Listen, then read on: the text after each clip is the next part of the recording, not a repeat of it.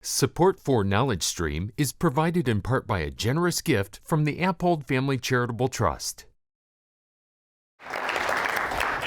All right, thanks. I'm actually super excited to be here too, because people usually want to talk about history and stuff, and don't get me wrong, you're going to get a big dose of history today too. But so much of archaeology is science, and I don't think people really think about that a lot. The programs tend to be either in anthropology or history departments, and so they think of that as more of an art side of things. My master's degree is a Master of Arts. But it is truly a science, and actually my background is in science. I have an undergraduate degree in chemistry from Emory University with a Master of Arts in Anthropology from Texas A&M. And it was funny because we went to this graduate program, or I went to this graduate program with a chemistry degree, having never taken an anthropology class, really concerned about my ability to keep up. And what we sort of found was everybody who came in with science backgrounds. So I had a chemistry degree, I had a friend who was a computer science, I had another friend who was an engineer. We actually excelled, and the people that came in with our arts backgrounds, the history and the anthropology, struggled a little more in the program. So it's the science, as we go through this, you're going to see is really foremost. There we go. All right. So today we're going to talk about a few things and just sort of basically go through the archaeological process. We'll talk a little bit about what's going on around the Great Lakes, and then we'll start the process. You have to discover things. You have to start documenting your sites, creating site plans, possible recovery, excavation, and then finally completion of an archaeological project. And again, each of those, yes, there is history, but there is definitely science within all of it. Archaeology around the Great Lakes, let's always remember we are talking about two countries. Canada has some really great projects that go on, Preserve Our Wrecks, Save Ontario Shipwrecks, Erie Quest. They also have Parks Canada, which is their national, sort of like our National Park Service, that is actually very involved in their shipwrecks and their archaeology. On the US side, we've got a lot going on here too. Michigan has, at this point, the only national underwater sanctuary for shipwrecks in the Great Lakes, although they're talking about a second one in Wisconsin. Minnesota, surprisingly, has a few shipwrecks on the National Register of Historic Places. Pennsylvania, with like this much coastline, has a really great Sea Grant Kids program. New York has the first preserve in Lake Ontario. And I always throw in here Wisconsin last because they have something like 50-some shipwrecks on the National Register. They have this beautiful trails concept that is for their economic and tourism driver. They've just got a lot going on.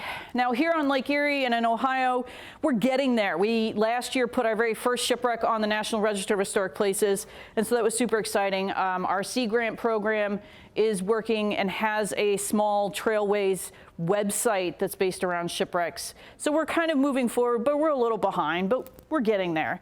We've got a lot to do, though. Lake Erie has over 2,000 shipwrecks and accidents. This is certainly not all of them. That being said, there aren't 2,000 shipwrecks and accidents, or there still aren't 2,000 shipwrecks out there. Some of them might have been refloated and used again. Some of them might have been dynamited due to a hazard to navigation. Some of them just might have been, they were taken out of the way. So I guess there's maybe 800 to 1,000 out there still. So there's still quite a bit to find. And of those 800 to 1,000, I think we've found maybe about 350, 400. So there's at least half still to find throughout our Great Lake. So now that we know that there's shipwrecks out there and what do we want to do about it? We want to go find it. Well, what do you need to find it? You have to go out and search for it. And to search for shipwrecks, we use something called side scan sonar. Here's where our science starts coming in. For those of you that don't know, side scan sonar it's used in a lot of different ways. I think it was originally used probably by geologists to look at the lake bottom. We use it in the same way. It's a small thing that you tow behind your boat. It looks kind of like a torpedo. That's how I describe it to kids. And it uses sonar to basically take a picture of the bottom of the lake bottom. And then any returns, anything that sticks above the lake bottom is going to give you a hard return, and then you can see that there's something up there. Now, as I say all of this, I personally am not into the searching for shipwrecks kind of person. I'm once you found it, let me play with it. But there are groups out there, including this group, the Cleveland Underwater Explorers. Again, coming out of Cleveland, but they actually do a lot of work in the Western Basin as well. I only bring them up because most of the shipwrecks we're about to talk about, they had some part in finding. So we're talking about the history and the science together. Usually you've done a bunch of research and you want to go out and find something, but every once in a while, something unexpected happens and you end up with unexpected discoveries. These are your side scan sonar pictures. This is what you're looking at or hoping to look for when you find a shipwreck. Sometimes you go out and you find something and it's not what you were looking for. You found something completely unexpected. These are known as the 515 wreck and the stone wreck. Stone wreck because it's got a lot of stone on it, and the 515 wreck because I found it at 5:15 in the afternoon. They're real inventive with names. This is where it's sort of a little bit of your science. You've got to take what's there and evaluate it, and then sort of go back and do the research backwards. So you have something now. How do you identify it? Whereas the normal route is I'm looking for something specific that I know all about. Now let me go find it. It's more difficult this way, because you have 2,000 plus options to go with, and you've got to try and narrow it down. And these two, I will say, are still unidentified to this date. And again, these are just regular working boats. One of them we believe was even a barge. These are not the things that were always necessarily noted in newspapers or other such things. So sometimes they're not even very easy. They're not findable. They weren't even notated in historical documents that they even existed. So we'll keep working on them. But, pardon me. The point is you do want to go out and hopefully find something. You do all your historical research. You use the research, but you also use, the weather reports and such, and you sort of designate an area where you think this shipwreck is going to be. And you go out and you say, all right, we think it's in this square. And then you go out and you do what's called mowing the lawn. And you literally go at 2 knots. So if any of you are boaters, real slow. People look at me and say, oh, what you do is so cool. And I'm like, really? Because I sit on a cooler with my head under a towel looking at a computer screen. Not fun. In the middle of summer, going 2 miles an hour. So there's no wind, there's bugs, there's everything. Anyway, point being, every once in a while you find what you're looking for, like this vessel.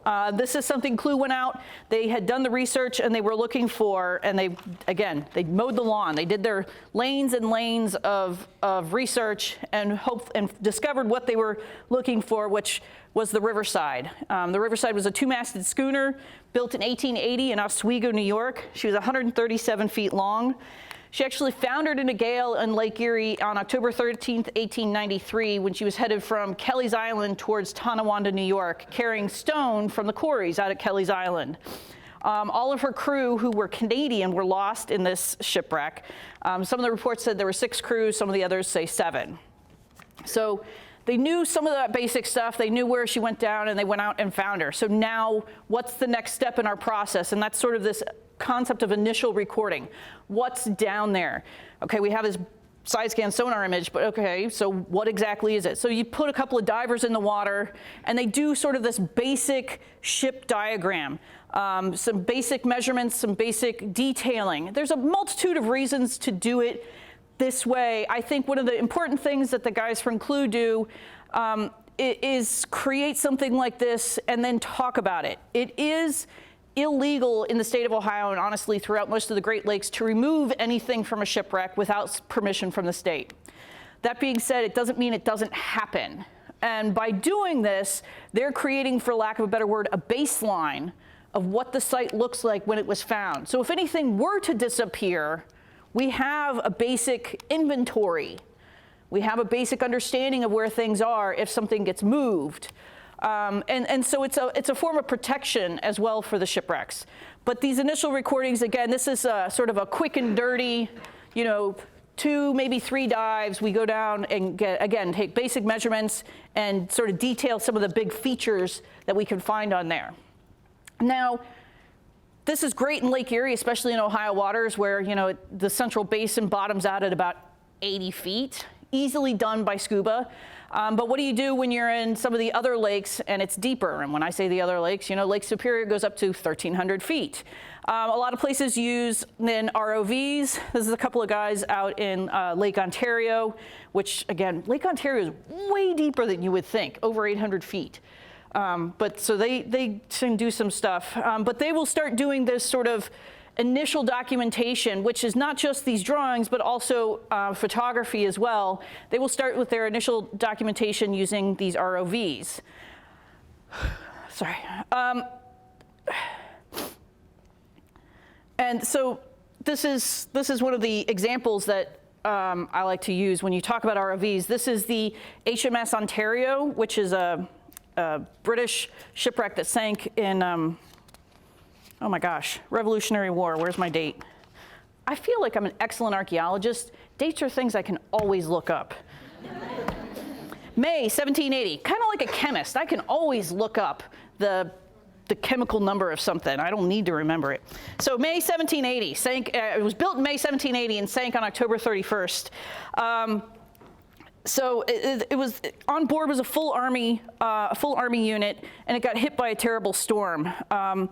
They're using the ROV. They found it on their side. They did the research, and Jim had been looking for this since probably the 1970s. He'd been fascinated in finding the HMS Ontario, and it's not until 2005 or 6, I believe, when he finally found it. So this is, people get sort of obsessed with some of these shipwrecks and look forever and ever for them. You can look at it and say, all right, I think that's what it is. But again, it's not until you can put eyes on it to confirm your findings, to confirm your theories, to, sorry, I'm trying to bring all the sciencey words into what we're talking about here.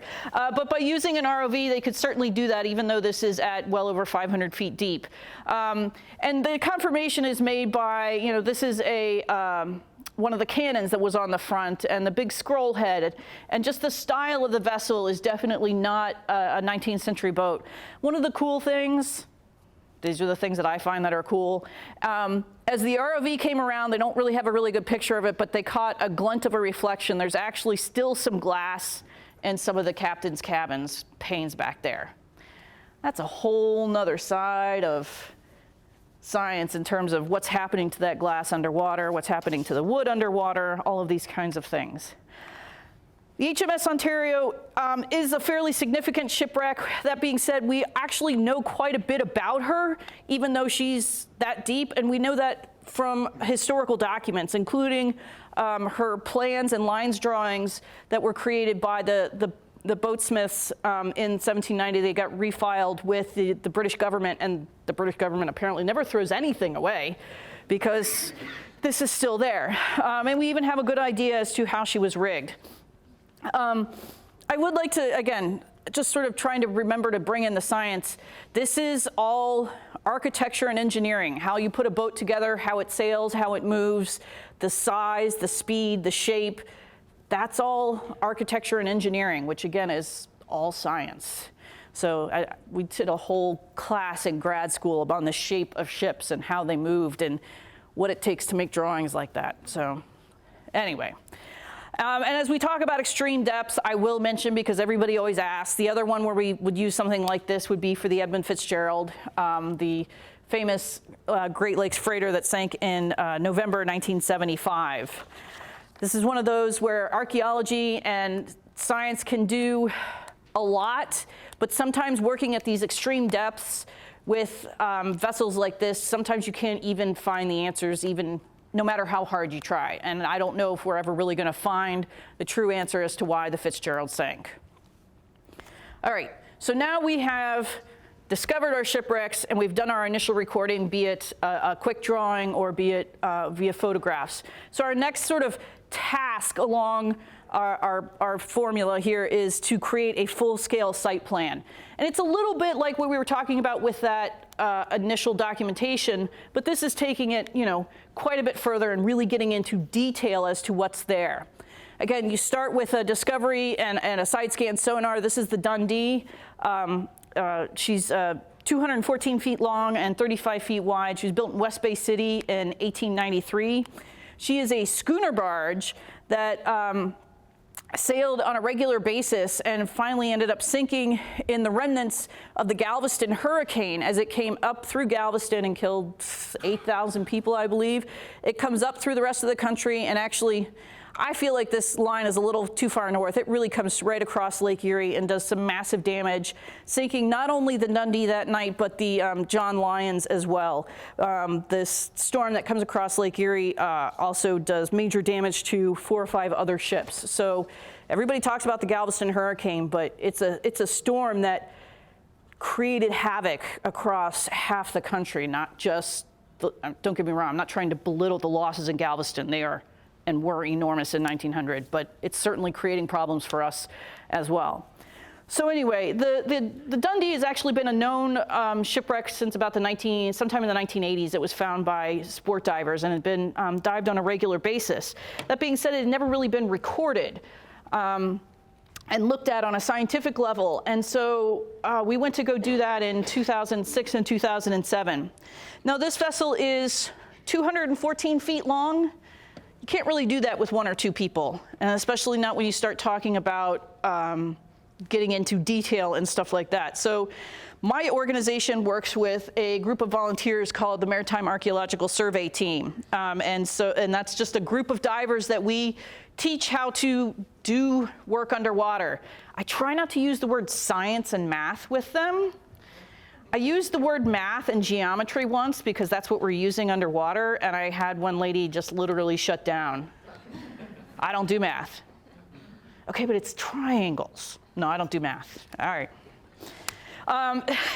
But they're basically doing math and science underwater, whether they want to or not. It is a really great organization, and anybody is welcome to join.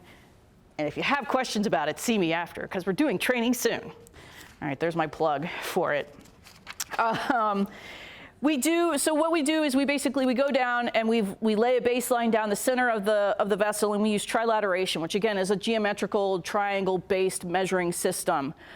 We do work underwater. I get a lot of questions, although again, if you guys are interested in science, of course you can write underwater. We use a Mylar-coated paper and pencils and take measurements underwater to the best of our ability. And then first thing you do when you get up is transfer your notes, because Lake Erie is not warm, so you're definitely wearing gloves, and at 70, 80 feet with a giant glove on, your pencil writing is, I don't know, you want to. Encrypted? Yes, encrypted, thank you, that's a good answer. Encrypted so that if you waited a week or 2, you would be like, B or 2? What was I doing here? So. Anyway, so working together, and again, on a vessel of this size, and these are avocational archaeologists. I have a girl who's working on a research project for her thesis. She's calling us, and I love this word, citizen scientists. So these citizen scientists, you've got to work with them, and we're doing really well, but you know, it's taking us, let's see, I spent 2, 3, like 17 or 18 days over the course of 3 years out on this to finally finish our site plan. Oh good, it came through. And this is not 100% finished. You can still see all my notations and everything where I'm still working on it. But as opposed to the side scan sonar or even that first initial documentation you saw, you start to see that we're really creating a lot more detail here. All of the cross beams that are there, all of the little tie-down points for the hatches, which is where you put the cargo in. So we're getting a lot more detail and a lot more exactness of what's out there. We do have some photos. If I haven't mentioned, Lake Erie is not the world's greatest on visibility. So that photo documentation concept, you'll notice I talked more about different lakes and not as much about Lake Erie. We really, when we do our initial documentation, have to do more of the drawing because photography is not something that works well in our lake due to the visibility. This is the hole where the mast is, which I believe is kind of right up here. These are just some side bits where it would get tied off. These are right there. The other thing, and again, this is a whole nother side of the science to it that I'm not going to get into, but the biology, these are completely encrusted with zebra mussels. You see how they look kind of like bulbous? That's all zebra mussels, and those are an invasive species and really create a lot of problems on a lot of different levels in terms of, at least on the shipwreck side of things. Are they destroying the shipwrecks? They're adding weight to the shipwrecks. You can't pull them off because they attach with these little fine arms, and they sort of wrap around the shards of wood, and if you pull it off, you're actually you're pulling pieces of the wood and the shipwreck off. If they die naturally, they release and theoretically die naturally. But we do know that several shipwrecks have seen problems because, again, the weight, if they've been underwater for quite a bit of time, the mussels tend to like just start piling on top of each other, and that creates a lot of weight and has created some destruction on certain pieces around the lakes. Anyway, hold aside, again, biology, math. We haven't even talked about the chemistry of what water and wood and organics do, but it's a whole nother thing.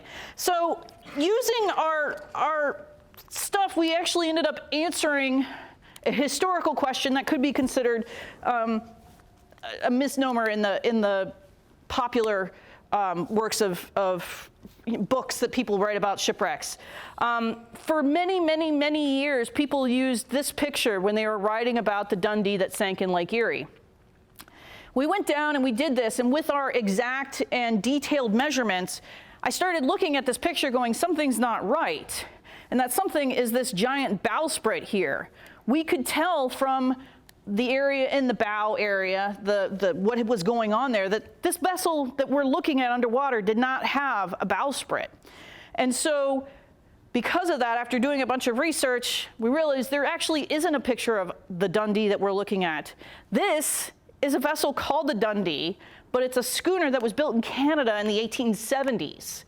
So not our Dundee. Our Dundee looked much more like her sister ship, the Paisley.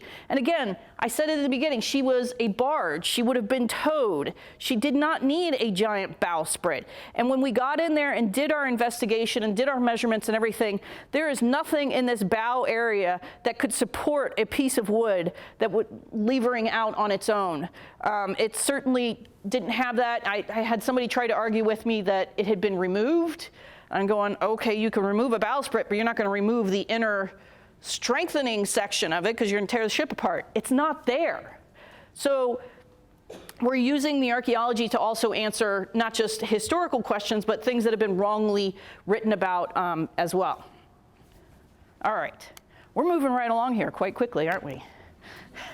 All right, the next one I want to talk about is recovery. Now, if you'll remember, I did sort of say, hey, you're not allowed to take anything without the permission of the state. So there is a very small, narrow window of ways that you can do recovery around the Great Lakes. Again, this is all about going through our process. The beginning of the discovery is the finding it.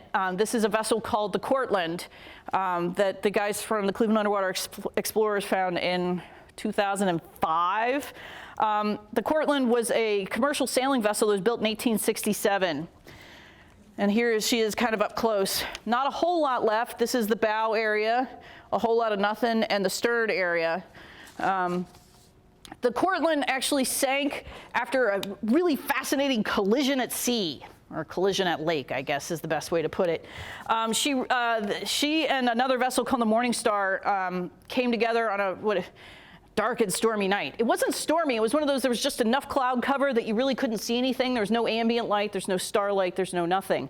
And the problem that happened, here's the quick and dirty of the story. The rules of the road back then are the same as they are today. The sailboat has the right of way. The Morning Star, as a steamer, needed to make sure that she avoided all sail vessels. The Morning Star was a passenger steamer. She had 4 lookouts. It's the middle of the night. So they're looking out. They're adjusting their course as they need it. The Cortland is a sail commercial vessel, very small crew of 9. Most of the guys are asleep. You've got the guy on watch, you've got the guy at the wheel, and you've got the officer on duty. Well, the officer on duty looks up into the rigging and looks at his starboard light and says, looks a little dim. He climbs up in the rigging, takes the light out of the rigging, takes it down to his cabin, he polishes the glass, trims the wick, adds more oil. The problem that they have here is they are on a very specific tack at that time that the only light that the Morning Star would be able to see would be that starboard light. The sails are hiding the port light, and the forward light, their bow light, is so close to the water, it's just not something you're going to pick up right away. So the watch on the Cortland sees the Morning Star coming across the lake and says, well, that's a steam vessel. They're going to move for us. Keeps thinking, that's a steam vessel. They're going to move for us. It's a steam vessel. They're going to move for us, right? To the point that he eventually says, oh, no, they're not moving. And he steps back and rings the bell as sort of a warning to his crew, but also hopefully as a warning to the Morning Star crew. Now, the problem is basically just right when he rang that bell, somebody on the watch on the Morning Star got a flash of white of the canvas of the Cortland and called for a hard to starboard to hopefully get out of the way. It just all happened way too late. The Morning Star plowed right into the side of the Cortland, and the Morning Star went down in about 15 minutes. Cortland went down in an hour and a half. Here's the other sort of unfortunate part. The first mate, who was the guy who took the light down, was in the rigging rehanging the light right when it happened. And he was honestly the first loss of the disaster. So people had been looking for the Cortland for years. The Morning Star had been discovered, and nobody could understand why the Cortland wasn't nearby until they went and can't just do research right around the date of the disaster. You have to keep reading. About 6 months after the disaster, the Morning Star hadn't been insured, so the company that owned her hired somebody to go out and salvage the vessel to bring it back in. They at least wanted to get the engine out of it. The problem is they did a really bad job, and about halfway back to Lorraine, they dropped her. So, needless to say, Cortland isn't anywhere near the Morning Star now. These guys finally find it. They do their initial sketches. They did take a few pictures. I do have them. Again, you can kind of see they're not great. There's some really interesting things, though. And again, underwater shipwrecks don't necessarily have a giant name that says, oh, I'm the Cortland. So we have to use clues that are there that can help us. One of the big clues was the fact that she had a stem scroll, sort of a decorative piece on the bow area. A lot of vessels didn't. When this vessel had been launched in 1867, one of the things the newspapers talked about was how she was overbuilt and sort of over-decorated. So she had this stem scroll. She had these enormous timbers for something that was just going to be a basic cargo carrier. And the other thing that she had is 2 capstans. And this is just a piece of equipment that was used to help raise and lower, be it your anchor, your sails, your spars, anything like that. Most vessels had a capstan at midships. It was especially noted that the Cortland had 2 capstans, one in the midships and one in the bow. Fairly unusual. And so when we found this and put all of these 3 things together, we're like, this must be what we've been looking for. This is the Cortland. All right, this is really great and really interesting and really exciting. And it wasn't until we were reviewing video stuff later, we were looking at, again, photos are not our best quality of shipwreck stuff that we're getting out of here. We're looking at this box. We knew this was a pump box, but off the back of the box were these 2 little iron ears. We weren't really sure what they were for, and as we kept reviewing, we realized underneath it, sitting under the deck, was the ship's bell right here. And I'm going to say it again. This is the bell the guy stepped back to ring when he finally realized that the Morning Star wasn't going to move. So we had a number of reasons why we wanted to bring this up. Bells are sort of the gold standard of what you want off a shipwreck. So we wanted to protect it. We wanted to make sure it didn't disappear. We also think this is a really interesting story. I like going to museums. I don't like reading that much. I like to look at things. So it's a lot easier to tell a story if you have an artifact to tell it with. And then I think third, we were really interested in the fact that we could tell from underwater this wasn't a brass bell or a bronze bell. You use brass and bronze bells on vessels because they don't rust. This is an iron bell. Why? Why would there be an iron bell on there? The state agreed with us, and we recovered the bell. It was fairly gnarly looking, but again, we're going to talk about science again. One of the things that was cool is the clapper was actually still in the bell itself. So anytime you do recovery from an underwater situation, you have to preserve it. You have to conserve it. You have to make it stable. You can't just pull something out of the water and put it on display and be like, there it is. It's been underwater for 150 years, 3,000 years. It doesn't matter. You've got to stabilize it and go through a process. And fortunately, a lot of my background with my chemistry degree, when I went to my graduate program, I ended up, because of my chemistry degree, getting into artifact conservation. And so that's what we did. I was able to create my own little conservation lab in the basement of our museum and do what's called electrolytic reduction. I could give you a whole chemistry lecture here, but I'm not going to. Here's the part that was awesome about being a chemistry major when I sat in my conservation lecture. The day we did this, my professor put up the chemical equation on what's happening, and I got up and corrected it. So it didn't match. It didn't equal out. Anyway, so the part of what we're doing is stabilizing the metal, but we're also using hydrogen bubbles to sort of help get rid of all the junk that's on top of it, the concretion that's on top of it, so we can clean it off and then start to learn more about it. And what we found when we got it all cleaned off was the name of the company that made it. It says Rumsey Company out of Seneca Falls. And we were able to call Seneca Falls Historical Society, and they're like, oh yeah, the Rumsey Company was a big iron production company here. Okay, well, we started taking that back and looking at a little bit more. Again, why is there an iron bell on this boat that was built in Sheboygan, Wisconsin? And not just an iron bell built in Seneca Falls, New York. So the gentleman who owned the Cortland had built boats in Sheboygan. His family was actually from the Seneca Falls, New York area, where they owned a farm as well as a small store where they sold farm equipment. So whether this is his family's farm bell or whether this is just a bell from his family's store, I don't know. But he has brought something from his New York heritage, from his home, and put it on this overbuilt ship in Wisconsin. Why? I still don't really know. You can only guess that it's some sort of sentimentality, but it still helps us tell the story of who these guys were that were building ships in the 1860s and 70s, or at least who John Lyman was when he was building ships in Sheboygan in 1867. You also see he's naming them after places in this area. Cortland, New York is near the Seneca Falls area. So again, he's got this tie. A lot of his other ships are named after other towns and counties right in this area as well. So he definitely has this tie to his home, even though he has struck out on his own in Wisconsin to make his name in his own way. So one of the great things, again, as I mentioned, it's great to tell this story. One of the things we wanted to do was make sure we could put it on display. We were actually able to put it on display in our museum in Toledo finally in 2014. This is the bell, and right next to the engine plate off the Morning Star. So we can really tell the story of both shipwrecks together, because I've totally left off the Morningside part of the story here today. Just because there's only so much you can tell.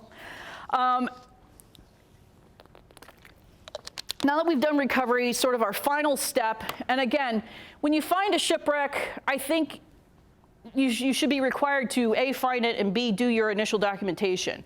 Whether you choose to go onto a site plan and anything further is dependent on a lot of what questions you need to ask and time and funding. It's always about time and funding, but it's also about what questions you need to ask. So sometimes you stop at the site plan, sometimes you go to recovery, and sometimes you go all the way and do some form of excavation. And that's what we're going to talk about now with the Anthony Wayne. Again, we've found it. Here's our side scan sonar with the bow, a whole lot of nothing, and then the paddle wheels. This is a side paddle wheel steamer that was built in Perrysburg in 1837 and 38. And just to give you guys an understanding of what we're talking about in terms of our history, steam is introduced on the Great Lakes in 1818. So this is only 20 years after the first steamboat on Lake Erie. And so she sailed fairly regularly until April of 1850, when her starboard boiler exploded. And she sank about 6-7 miles off Vermilion. And this is after so her regular route was from Toledo to Buffalo, back and forth. And so she had come out of Toledo that night, stopped in Sandusky, picked up additional passengers, as well as other sundries, apparently they were making whiskey in the Sandusky area at the time, because she took on a load of whiskey as well. Anyway, she headed out into the middle of the lake, and her starboard boiler exploded. This is, again, early steam technology. Again, it's only 20 years. There were problems with a lot of these. And when we talk about early steamboats here on Lake Erie, just in 1850, you have the G.P. Griffith as well as the Atlantic. And the G.P. Griffith sank off of Willowick, again, had a massive fire and explosion. The Atlantic, I lied, is actually 1852, sank off of Canada, and again, with some kind of boiler explosion and fire. So this was not uncommon in the steamship world, and especially in the early 1850s. This technology was new, and I don't know whether it was poorly built or whether it was poorly understood and they were abusing the capacity of those boilers. We're not really sure. But it finally gets found, and again, this was found by one of the guys from the Cleveland Underwater Explorers. Again, this is one of those, they'd kind of been obsessed with this, been looking for this since the 1980s, and finally found it, I believe, in 2006 or 7. Again, discovered it, started with our initial documentation. Again, Lake Erie, not great. This is one of the paddles, steam expansion cylinder, a turnbuckle, other small thing. Again, we're not getting these big, wide, beautiful, look at my entire shipwreck shots. Not going to happen here. So our next step we knew was a site plan. A vessel like this we were really excited about and decided probably needed a little more than just your basic site plan. We really wanted to kind of start talking about doing, as opposed to a two-dimensional site plan, start looking into more of a three-dimensional site plan, and then discuss possible options after that. We knew quite a bit of it was there. It appeared that quite a bit of it was buried. Because of that, this was sort of outside the purview of what I could handle, what CLU could handle, or what MASS, the Maritime Archaeological Survey team, could handle. And so we went back to my graduate program at Texas A&M, and my professor said, you know what, I got a guy from Michigan who's actually really interested in the Great Lakes. And so Brad Kruger came up with 3 other graduate students the first year, and we recorded and did our full site plan that year. And again, it doesn't look like a whole lot, but we've got the bow out here, and again, we've got much better detail than those initial recordings with all of our side wheels and the axle between them, and then this is the pitman arm the engine should be right in here, so the pitman arm would take the action of the engine, and that's what turns the wheels. Again, engineering, it's not my thing. The other thing we did during that first field season, well, after that first field season, one of the great things about working with universities is they bring a lot of different people with a lot of different skills. And one of the kids through the program could do 3D modeling. And all of a sudden we could see the whole shipwreck. It was so cool. But one of the things we did is we actually did a lot of probing between these two pieces to see how much was left. Was there ship structure left? And we found that there was. And so we decided the next year to do some excavation.